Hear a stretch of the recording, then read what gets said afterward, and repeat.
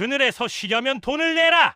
조선의 한 장터에서 정말 이런 일이 벌어졌습니다. 그런데 이 황당한 일을 단 한 사람의 기지로 완전히 뒤집어 버린 이야기가 있습니다. 오늘의 이야기는 지혜로 탐욕을 무너뜨리고 마을을 다시 하나로 만든 한선달의 이야기입니다. 귀한 걸음으로 찾아주셔서 고맙습니다. 구독과 좋아요는 좋은 이야기를 짓는데 큰 힘이 됩니다. 그럼 달무리 야담 시작하겠습니다. 때는 조선 중엽, 여름이 한창 기세를 부리던 6월 초순이었습니다. 떼약볕이 쏟아지는 장터 어귀에는 숨이 턱턱 막히는 더위가 가득했지요. 그 펄펄 끓는 열기를 식혀주는 유일한 곳이 있었습니다. 고을 입구를 수백 년째 지키고 선 거대한 느티나무 아래였습니다. 나무 밑동은 어른 셋이 안아도 모자랄 만큼 두꺼웠습니다. 사방으로 넓게 뻗은 가지들은 짙고 시원한 그늘을 만들었지요. 보찜을 진 장수도, 바치를 마친 촐로도, 지친 나그네도 모두 그곳으로 모여들었습니다. 땀을 닦으며 물 한 모금을 나누는 백성들의 작고 소중한 안식처였습니다. 하지만 그 평화로운 그늘에 어두운 그림자가 드리웠습니다. 고을에서 땅이 가장 많고 인심이 사납기로 소문난 박참봉이 나타난 것입니다. 박참봉은 뒷짐을 진 채 거드름을 피우며 걸어왔습니다. 그의 눈초리는 매섭고 턱은 꼿꼿하게 들려 있었지요. 그는 하인을 시켜 느티나무 그늘 가장자리를 따라 바닥에 깊게 선을 긋기 시작했습니다. 모두 잘 들으시오. 박참봉의 앙칼진 목소리에 사람들의 움직임이 멈췄습니다. 이 나무가 뿌리 내린 땅은 내 소유요. 고로 이 나무도 내 것이고 나무가 만든 그늘 또한 내 것이지.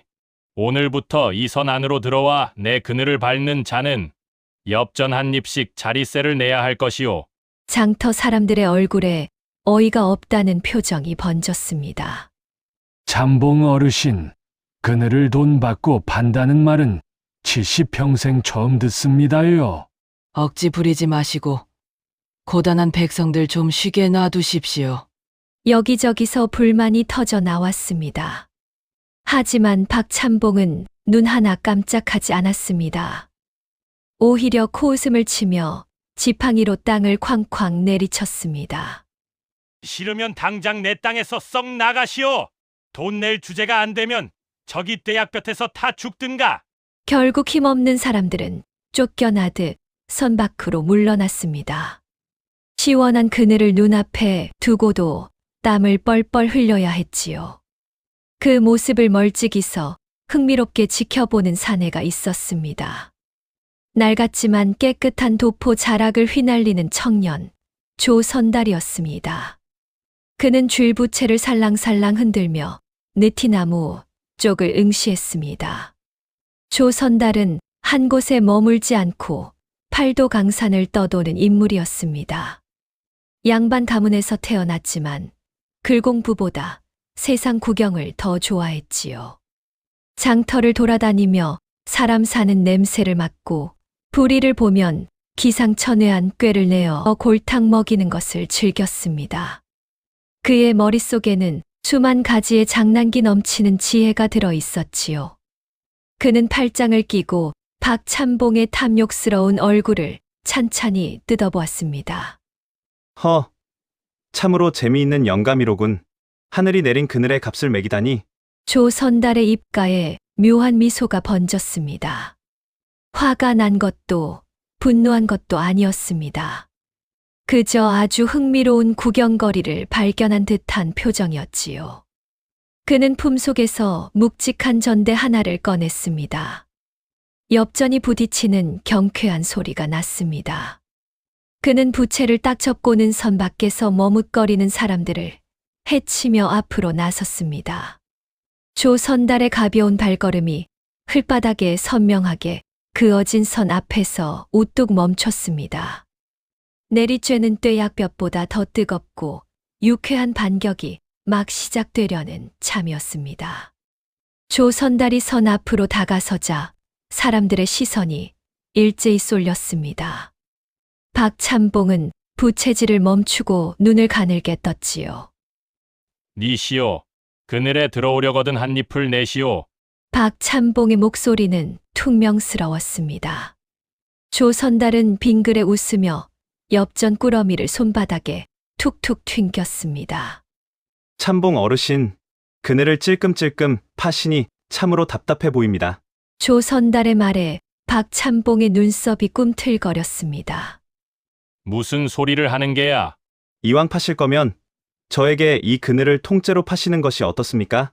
장터 사람들의 입에서 작게 헛숨 들이켜는 소리가 났습니다. 그늘을 통째로 산다니 들어본 적도 없는 소리였지요. 박찬봉은 어이가 없다는 듯 코웃음을 쳤습니다. 허허, 미친 놈이로고. 실체도 없는 그늘을 사서 어쩌겠다는 게냐? 소인이 더위를 참지 못하는 체질이라 그렇습니다.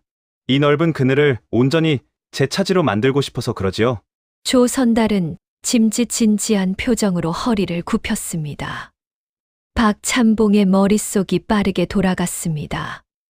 형체도 없는 그늘을 팔아 큰 돈을 줄 수 있다면 이보다 남는 장사가 없었지요. 탐욕이 늙은 영감의 이성을 가렸습니다. 박찬봉은 헛기침을 하며 턱을 치켜들었습니다. 좋다. 내 놈이 정 원한다면 팔지 못할 것도 없지. 허나 이 나무는 수백 년 묵은 명물이다. 그늘 값으로 엽전 10냥은 내야 할 것이야. 10냥. 평범한 백성들 가족이 몇 달을 먹고 살 수 있는 엄청난 큰 돈이었습니다. 터무니없는 값을 불러 지레 겁을 먹고 도망가게 하려는 심산이기도 했지요. 주변에서 너무하다, 양반이 도둑이다라는 수군거림이 일었습니다. 조선달이 마주한 억지스러운 난관이었습니다. 하지만 조선달은 안색 하나 변하지 않았습니다. 10냥이라 과연 고을 제일의 명당다운 값입니다. 그는 품에서 묵직한 전대를 풀어 박찬봉의 발 앞에 던졌습니다. 쇳소리가 둔탁하게 울렸습니다. 정확히 10냥입니다. 확인해 보시지요. 박찬봉의 두 눈이 휘둥그레졌습니다. 하인을 시켜 돈을 세어보게 하니 한 푼도 틀림없는 10냥이 맞았습니다. 횡재를 한 박찬봉의 입꼬리가 실룩거렸습니다. 대신 조건이 하나 있습니다. 조선달이 부채를 쫙 펴며 말했습니다. 구두로만 거래하면 나중에 딴 말이 나올 수 있지 않습니까? 장터 사람들을 증인 삼아 이 느티나무 그늘을 저 조선달에게 영구히 팔았다는 문서를 하나 써 주십시오. 박찬봉은 흔쾌히 고개를 끄덕였습니다. 종이 한 장 써주는 것이야 아주 쉬운 일이었으니까요. 하인이 황급히 지필묵을 대령했습니다. 먹을 갈고 붓을 들어 일필이지로 계약서를 작성했지요. 찬봉의 붉은 수결까지 찍힌 문서가 조선달의 손에 들어왔습니다. 이제 이 그늘은 내 것이야. 넌 엽전 10냥을 날린 바보 천치고. 박찬봉이 배를 잡고 껄껄 웃었습니다. 장터 사람들은 젊은 선달이 사기를 당했다며 쯧쯧 혀를 찼습니다. 영감의 조롱 속에서도 조선달은 여유로웠습니다. 그는 문서를 품에 소중히 갈무리했습니다. 조선달은 나무 밑동에 편안하게 등을 기대고 앉았습니다. 눈을 감고 서늘한 바람을 맞았지요. 하지만 그의 머릿속은 매섭게 움직이고 있었습니다. 조선달은 조용히 눈을 떠 하늘을 올려다보았습니다. 이제 곧 해가 서쪽으로 넘어가겠군. 영감, 진짜 재미는 지금부터요. 그는 속으로 읊조렸습니다. 얄미운 구두쇠 영감을 어떻게 옴짝달싹 못하게 엮어버릴지 조선달의 눈빛이 장난기로 반짝였습니다. 해가 서쪽으로 기울기 시작했습니다. 신시 무렵이 되자 떼약볕은 한풀 꺾였지만 땅에서 올라오는 후끈한 열기는 여전했지요. 장터 사람들은 수군거렸습니다. 엽전 10냥이라는 거금을 허공에 날린 젊은 선달을 안타깝게 여겼습니다. 위기는 조용히 그러나 묵직하게 찾아왔습니다. 박찬봉은 돈을 챙겨 일찌감치 대문 안으로 들어가 버렸습니다. 그늘의 주인이 조선달로 바뀌었음에도 백성들은 여전히 눈치를 보며 선 밖을 서성였습니다. 언제 돌변할지 모르는 박찬봉의 위세가 두려워 감히 그늘로 발을 들이지 못한 것입니다. 변한 것은 아무것도 없어 보였습니다. 열량을 고스란히 빼앗긴 조선달의 처지만 우스워졌지요. 시간이 흐를수록 그림자의 모양이 변했습니다. 둥글고 넓었던 느티나무 그늘이 동쪽으로 길게 늘어지기 시작했습니다. 장터 흙바닥을 기어가던 짙은 그늘은 이내 길 건너편 박찬봉 댁의 높다란 기와담장을 넘어갔습니다. 조선달이 탁 부채를 접으며 자리에서 일어났습니다. 도포 자락의 흙먼지를 툭툭 털어냈지요. 그는 천천히 걸음을 옮겼습니다. 자신의 발끝에 닿아 있는 그늘을 밟으며 굳게 닫힌 박찬봉 댁 소슬대문 앞으로 다가갔습니다. 그는 망설임 없이 두꺼운 쇠 문고리를 잡았습니다. 그때였습니다. 대문이 덜컥 열리며 험악한 인상의 덩치 큰 하인이 앞을 떡 가로막았습니다. 어딜 함부로 발을 들이려 하시오? 하인의 굵은 팔뚝이 조선달의 가슴팍을 거칠게 밀어냈습니다. 조선달이 두어 발자국 뒤로 밀려났습니다. 길을 비키게. 나는 내 그늘을 따라 들어가는 길이네. 조선달의 목소리는 차분했습니다. 하지만 하인은 비릿한 코웃음을 쳤습니다. 미친 소리 작작하시오. 엽전 열량에 진짜로 눈이 멀었소. 여긴 참봉 어르신의 사유지란 말이오. 종이 쪼가리 하나 쥐었다고 양반댁 대문을 함부로 넘을 수 있을 줄 알았소. 하인은 매몰차게 대문을 닫고 빗장까지 질러버렸습니다. 굳게 닫힌 두꺼운 나무 대문은 한낱 떠돌이 선달이 넘기에는 너무나 높고 견고했습니다. 돈으로 그늘을 샀다는 낭만적인 명분만으로는 단단한 신분과 권력의 벽을 뚫을 수 없는 현실이었습니다. 숨죽여 지켜보던 마을 사람들의 얼굴에 짙은 절망이 번졌습니다. 조선달은 닫힌 대문 앞에 조용히 섰습니다. 억지로 문을 두드리지도 화를 내며 소리를 지르지도 않았습니다. 그는 그저 가만히 담장 너머를 응시했습니다. 침묵이 길어졌습니다. 담장 안쪽에서는 시끌벅적한 소리가 들려왔습니다. 기름에 고기전을 부치는 고소한 냄새와 녹그릇이 달그락거리는 소리였지요. 오늘 저녁 박찬봉이 고을 유지들을 불러 모아 큰 잔치를 연다는 소문이 퍼뜩 떠올랐습니다.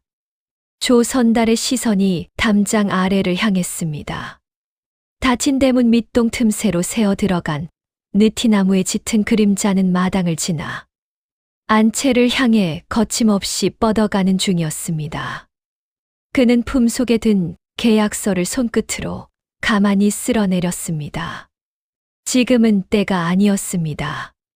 억지로 문을 부수고 들어간다 한들 오히려 주거 침입으로 관하에 끌려가 곤장을 맞을 뿐이었습니다. 철저히 계산된 판이 필요했습니다. 그는 천천히 뒷짐을 지고 하늘을 올려다보았습니다.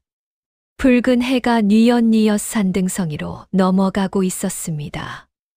그늘이 저 마당을 지나 안방 문지방을 완전히 넘는 시간, 귀한 손님들이 모여 앉은 잔치상 한가운데를 내 그늘이 덮치는 바로 그 순간, 조선달의 입가에 다시금 옅은 미소가 번졌습니다.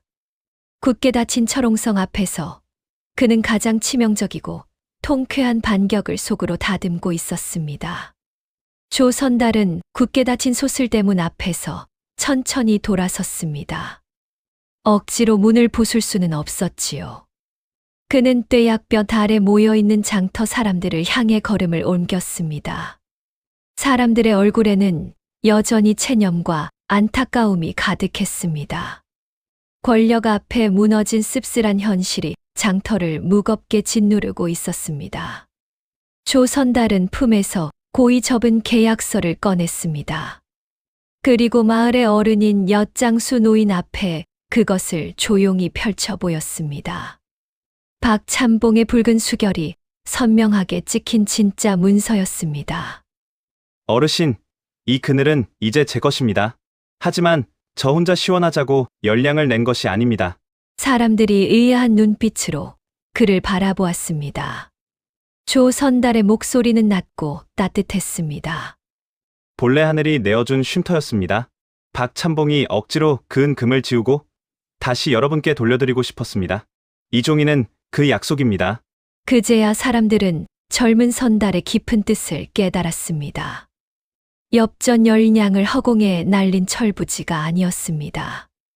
고단한 백성들의 땀을 닦아주기 위해 스스로 바보를 자처한 헌신이었지요. 우린 그런 줄도 모르고 선달을 탓했소. 참으로 미안하고 부끄럽소. 노인이 고개를 숙이며 사과했습니다. 사람들의 얼굴에도 미안함과 고마움이 교차했습니다. 조선달은 빙그레 웃으며 노인의 거친 손을 따뜻하게 맞잡았습니다. 아닙니다.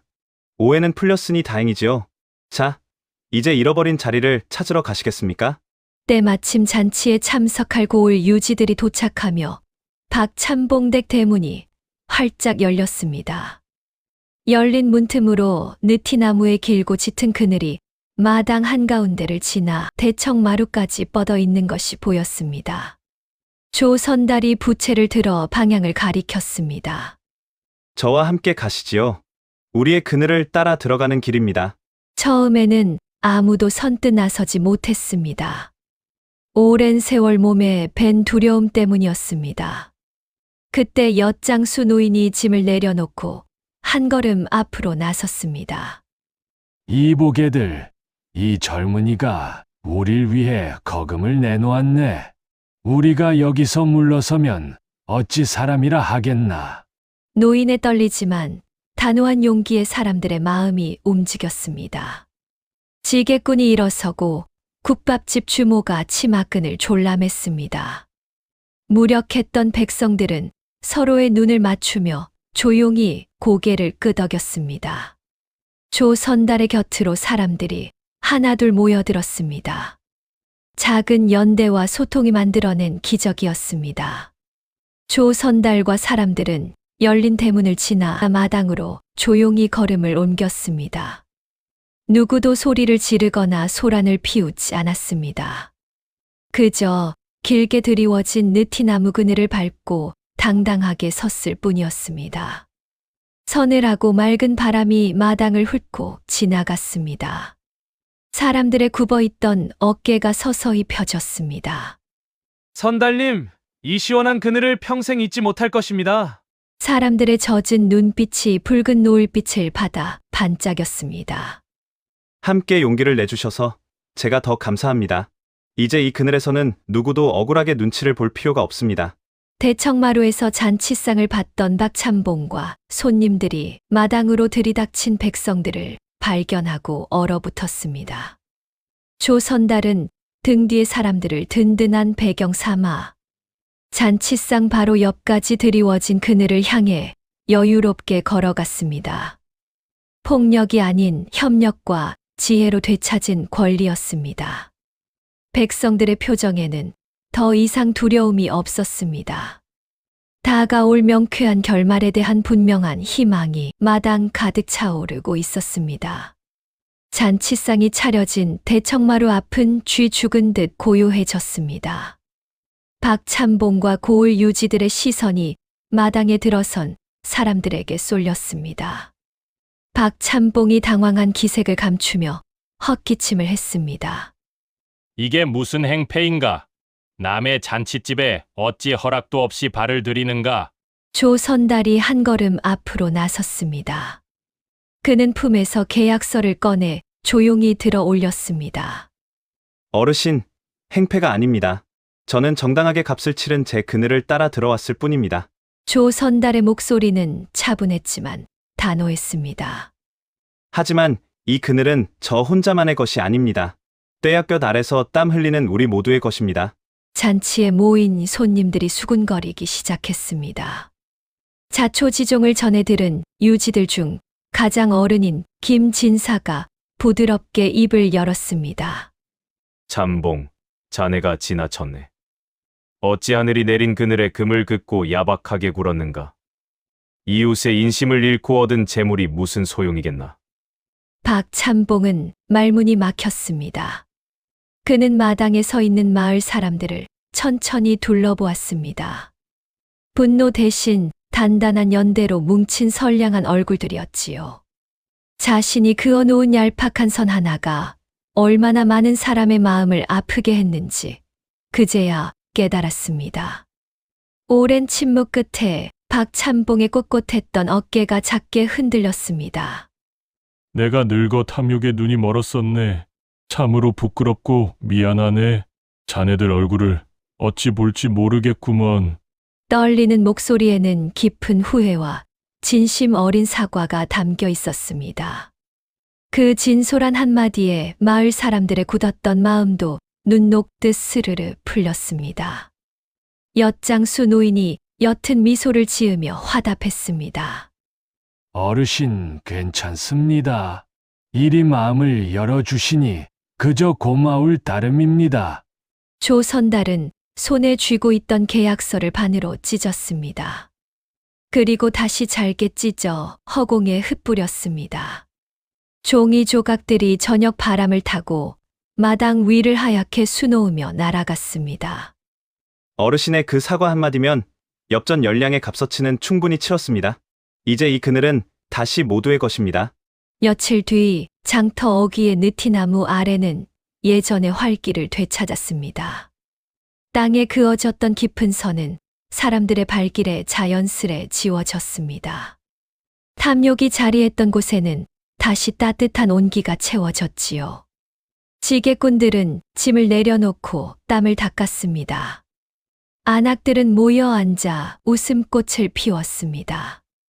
때때로 박참봉도 하인을 시켜 시원한 막걸리와 수박을 내어오며 사람들과 어울렸습니다. 과거의 상처는 씻겨 나갔고 현재의 평화가 튼튼하게 뿌리를 내렸습니다. 나무는 묵묵히 제자리에 서서 더 넓고 짙은 그늘을 만들어 주었습니다. 나눌수록 비어가는 것이 아니라 나눌수록 품이 넓어지는 것이 세상의 이치였습니다. 앞으로도 이 느티나무 그늘은 세대를 넘어 수많은 이들의 고단함을 어루만져 줄 것입니다. 서로를 위하는 백성들의 따뜻한 마음이 이 넉넉한 그늘처럼 오래도록 이어지기를 바라며 장터에는 오늘도 기분 좋은 바람이 불어옵니다. 사람이 사람을 살린다는 말, 괜히 생긴 말이 아니겠지요. 오늘 이야기처럼 작은 용기 하나가 모여 큰 변화를 만들어내는 순간이 있습니다. 여러분이라면 그 느티나무 그늘 아래서 어떤 선택을 하셨을 것 같으신가요? 여러분 생각을 댓글로 남겨주십시오. 다음 밤의 이야기로 다시 찾아뵙겠습니다.